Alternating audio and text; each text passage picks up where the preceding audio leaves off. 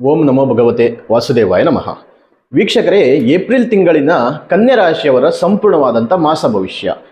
ಈ ಕನ್ಯಾ ರಾಶಿಯವರಿಗೆ ಏಪ್ರಿಲ್ ತಿಂಗಳಿನಲ್ಲಿ ನೀವು ಪದೇ ಪದೇ ಅನುಭವಿಸುತ್ತಿರುವಂಥ ಸಮಸ್ಯೆಗೆ ಮೂಲ ಕಾರಣ ಯಾವುದು, ಮತ್ತು ನಿಮ್ಮ ಯೋಚನೆಗಳನ್ನು ನಡೆಯುತ್ತಿರುವ ಗೊಂದಲ ಯಾವ ನಿರ್ಧಾರಗಳನ್ನು ಕೈ ಹಿಡಿಯುತ್ತದೆ, ಮತ್ತು ಈ ತಿಂಗಳಿನಲ್ಲಿ ನೀವು ತಪ್ಪಿಸಿಕೊಳ್ಳಬೇಕಾದಂಥ ಒಂದು ಮುಖ್ಯವಾದಂಥ ಕಾರಣ ಯಾವುದು, ಇದರ ಸಂಪೂರ್ಣವಾದ ಮಾಹಿತಿಗಾಗಿ ಈ ವಿಡಿಯೋ ಮಿಸ್ ಮಾಡದೆ ಕೊನೆವರೆಗೂ ನೋಡಿ.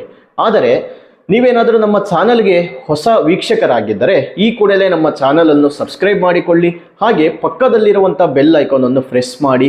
ಇದೇ ರೀತಿ ನಾವು ಅಪ್ಲೋಡ್ ಮಾಡುವಂಥ ಪ್ರತಿಯೊಂದು ವಿಡಿಯೋಗಳು ನಿಮಗೆ ನೋಟಿಫಿಕೇಶನ್ ಮೂಲಕದಲ್ಲಿ ತಕ್ಷಣವೇ ಸಿಗುತ್ತದೆ. ಇನ್ನು ಹೊಸ ಹೊಸ ಅಪ್ಡೇಟ್ಸ್ಗಳಿಗಾಗಿ, ಹೊಸ ಹೊಸ ಮಾಹಿತಿಗಳಿಗಾಗಿ ನಮ್ಮ ಫೇಸ್ಬುಕ್ ಹಾಗೂ ಇನ್ಸ್ಟಾಗ್ರಾಮ್ ಪೇಜ್ನಲ್ಲೂ ಕೂಡ ನೀವು ಪ್ರತಿನಿತ್ಯ ಫಾಲೋ ಮಾಡ್ಕೋಬಹುದು. ನೋಡಿ, ಕನ್ಯಾ ರಾಶಿಯವರ ಅಧಿಪತಿ ಆಗಿರುವಂಥ ಬುಧ ನಿಮ್ಮ 8ನೇ ಮನೆಯಲ್ಲಿ ಇರುವುದರಿಂದ ಯೋಚನೆ ಮತ್ತು ನಿರ್ಧಾರಗಳಲ್ಲಿ ಒಂದಿಷ್ಟು ಗೊಂದಲಗಳನ್ನು ಉಂಟು ಮಾಡುತ್ತಾನೆ. ನೀವು ಹೆಚ್ಚು ಯೋಚನೆ ಮಾಡುವುದರಿಂದ ಒಂದಿಷ್ಟು ಸಮಸ್ಯೆಗಳು ಉಂಟಾಗುವ ಸಾಧ್ಯತೆಗಳಿದೆ. ಮತ್ತು ನಿಧಾನವಾಗಿ ತಡವಾಗುವಂಥ ಕೆಲಸ ಕಾರ್ಯಗಳು ಈ ಒಂದು ತಿಂಗಳಿನಲ್ಲಿ ನಿಧಾನವಾಗಿ ಸಾಗುತ್ತವೆ. ಇನ್ನು ಸೂರ್ಯ 8ನೇ ಮನೆಯಲ್ಲಿ ಇರುವುದರಿಂದ ಒತ್ತಡ ಮತ್ತು ಅಸಹನೆ ಉಂಟಾಗುವಂಥ ಸಾಧ್ಯತೆಗಳಿದೆ. ನಂತರ 9ನೇ ಮನೆಗೆ ಪ್ರವೇಶ ಮಾಡುವುದರಿಂದ ನಿಧಾನವಾಗಿ ನಿಮ್ಮ ಯಾವುದೇ ಒಂದು ಕೆಲಸ ಕಾರ್ಯಗಳು ಇದ್ದರೂ ಕೂಡ ಅದು ನಿಧಾನವಾಗಿ ಸುಧಾರಣೆ ಆಗುತ್ತದೆ. ಇನ್ನು ಶುಕ್ರನು 9ನೇ ಮನೆಯಲ್ಲಿ ಸಂಚಾರವನ್ನು ಮಾಡುವುದರಿಂದ ನಿಮಗೆ ಭಾಗ್ಯಸ್ಥಾನದಲ್ಲಿ ಇರುವಂಥ ಒಂದು ಶುಕ್ರನು ಒಂದಿಷ್ಟು ಒಳ್ಳೆಯ ಸಹಾಯವನ್ನು ಮಾಡುತ್ತಾನೆ. ನಿಮ್ಮ ಕೆಲಸಗಳಲ್ಲಿ ಸಣ್ಣ ಪುಟ್ಟ ಒಂದಿಷ್ಟು ಲಾಭಗಳನ್ನು ತಂದುಕೊಡುತ್ತಾನೆ. ಇನ್ನು ಶನಿ 6ನೇ ಮನೆಯಲ್ಲಿ ಇರುವುದರಿಂದ ಶತ್ರುಗಳ ಮೇಲೆ ಗೆಲುವನ್ನು ನೀವು ಸಾಧಿಸುತ್ತೀರಿ. ಆದರೆ ಶ್ರಮವಿಲ್ಲದೆ ಯಾವುದೇ ಫಲ ಸಿಗುವುದಿಲ್ಲ. ಯಾವುದೇ ಕೆಲಸ ಆಗಿರಲಿ, ಯಾವುದೇ ವಸ್ತು ಆಗಿರಲಿ, ಶ್ರಮಪಟ್ಟು ಕಷ್ಟಪಟ್ಟು ಅದನ್ನು ಪಡೆದುಕೊಳ್ಳಬೇಕಾಗುತ್ತೆ. ಅದಕ್ಕೆ ಮಾತ್ರ ನಿಮಗೆ ತಕ್ಕ ಫಲ ಸಿಗುತ್ತದೆ. ಇನ್ನು ಗುರು 9ನೇ ಮನೆಯಲ್ಲಿರುವುದರಿಂದ ಉತ್ತಮ ಮಾರ್ಗದರ್ಶನ ಮತ್ತು ಬೆಂಬಲ ನೀಡುತ್ತಾನೆ. ಹಿರಿಯರಿಂದ ಒಂದಿಷ್ಟು ಸಹಾಯ ಈ ತಿಂಗಳಿನಲ್ಲಿ ಕಂಡುಬರುತ್ತೆ. ಇನ್ನು ರಾಹು 7ನೇ ಮನೆಯಲ್ಲಿ ಸಂಚಾರವನ್ನು ಮಾಡುವುದರಿಂದ ಸಂಬಂಧಗಳಲ್ಲಿ ಗೊಂದಲಗಳು ತರಬಹುದು. ನೀವು ಯಾರನ್ನು ಅತಿಯಾಗಿ ನಂಬಬೇಕು ಅನ್ನುವಂಥ ಯೋಚನೆಗಳನ್ನು ಮಾಡ್ತಾ ಇದ್ದೀರೋ ಅಲ್ಲಿ ಸ್ವಲ್ಪ ನೀವು ಜಾಗ್ರತೆಯಿಂದ ಇರಬೇಕು. ಯಾವುದೇ ವ್ಯಕ್ತಿ ಆಗಿರಲಿ, ನಂಬಿಕೆ ಇಡುವುದರಿಂದ ನಂಬಿಕೆಯಿಂದ ನೀವು ಮೋಸ ಹೋಗುವಂಥ ಸಾಧ್ಯತೆಗಳು ಈ ತಿಂಗಳಿನಲ್ಲಿ ತುಂಬ ಇದೆ. ಹಾಗಾಗಿ ಸ್ವಲ್ಪ ಹುಷಾರಾಗಿರಿ. ಇನ್ನು ಕೇತು 1ನೇ ಮನೆಯಲ್ಲಿ ಸಂಚಾರವನ್ನು ಮಾಡುವುದರಿಂದ ಒಳಗಿನ ಅಶಾಂತಿ ಮತ್ತು ಅಸಮಾಧಾನ ಈ ತಿಂಗಳಿನಲ್ಲಿ ಕಂಡುಬರುತ್ತೆ. ನಿಮ್ಮ ಮನಸ್ಸನ್ನು ಒಂದಿಷ್ಟು ನಿಯಂತ್ರಣದಲ್ಲಿ ಇಟ್ಟುಕೊಳ್ಳುವಂಥದ್ದು ಒಳ್ಳೆಯದು. ಇನ್ನು ವೃತ್ತಿ ಜೀವನದಲ್ಲಿ ನೀವು ಹೆಚ್ಚು ಯೋಚನೆ ಮಾಡುವುದರಿಂದ ನಿರ್ಧಾರಗಳನ್ನು ನೀವು ತಡವಾಗಬಹುದು.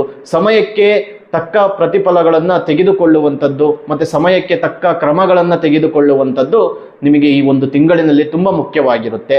ಇನ್ನು ಹಣದ ವಿಷಯದಲ್ಲಿ ಜಾಗ್ರತೆಯಿಂದ ಇರುವಂಥದ್ದು ಒಳ್ಳೆಯದು. ಸಣ್ಣ ಸಣ್ಣ ಖರ್ಚುಗಳು ನಿಮಗೆ ದೊಡ್ಡ ಸಮಸ್ಯೆಯನ್ನು ಸೃಷ್ಟಿ ಮಾಡುತ್ತದೆ. ಹಾಗಾಗಿ ಏನೇ ಖರ್ಚು ಮಾಡುವ ಮೊದಲು ಸ್ವಲ್ಪ ಯೋಚನೆ ಮಾಡಿ ಖರ್ಚನ್ನು ಮಾಡಿ. ವ್ಯಾಪಾರದಲ್ಲಿ ಸ್ಥಿರತೆ ಇದ್ದರೂ ಕೂಡ ಒಂದಿಷ್ಟು ವಿಸ್ತರಣೆ ಬಗ್ಗೆ ಯೋಚನೆ ಮಾಡಬಹುದು. ಇನ್ನು ಕುಟುಂಬದಲ್ಲಿ ಸಣ್ಣ ವಿಷಯಕ್ಕೂ ಕೂಡ ಗೊಂದಲ ಉಂಟಾಗುವ ಸಾಧ್ಯತೆಗಳಿರುತ್ತೆ. ಹಾಗಾಗಿ ಸ್ವಲ್ಪ ತಾಳ್ಮೆಯಿಂದ ಕುಟುಂಬದ ಜವಾಬ್ದಾರಿಗಳನ್ನು ತೆಗೆದುಕೊಂಡು ಮುಂದುವರಿಯುವಂಥದ್ದು ಒಳ್ಳೆಯದು.